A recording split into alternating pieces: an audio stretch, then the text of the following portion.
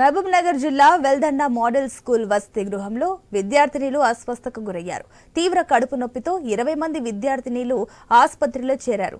గత కొద్ది రోజులుగా పురుగుల అన్నం, నాసిరకం కూరగాయలతో వంటకాలు చేస్తున్నారంటూ ఆవేదన వ్యక్తం చేశారు విద్యార్థినిలు. అయితే వసతి గృహంలోని సమస్యలపై పీడీఎస్యూ, ఎన్ఎస్యుఐ విద్యార్థి సంఘాల నాయకులు ఆరా తీశారు.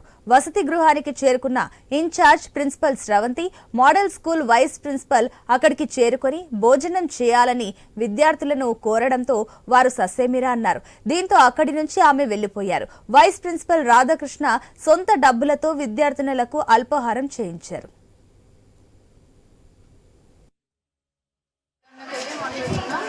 గర్ల్స్ హాస్టల్లో ఫుడ్ అసలు బాగున్నట్లే. మేడంకి వార్డెన్కి కంప్లైంట్ ఇచ్చినా కానీ ఎవరు రియాక్షన్ తీసుకోవట్లే. ఇప్పటికెళ్ళి ఫుడ్ బాగుంటుంది అని చెప్తారు. ఇప్పుడు కూడా ఫుడ్ బాగాలేకపోతే మేము కలెక్టర్ దగ్గరికి వెళ్తాం, కంప్లైంట్ ఇస్తాం. మా హాస్టల్లో ఫుడ్ బాగాలేక అన్నం ఇట్లు సైడ్ మారిపోతుంది. అందరు ఎక్కువ పురుగులు వచ్చి ఆ పురుగులను చూసి అందరూ అన్నం తినలేకపోతున్నారు.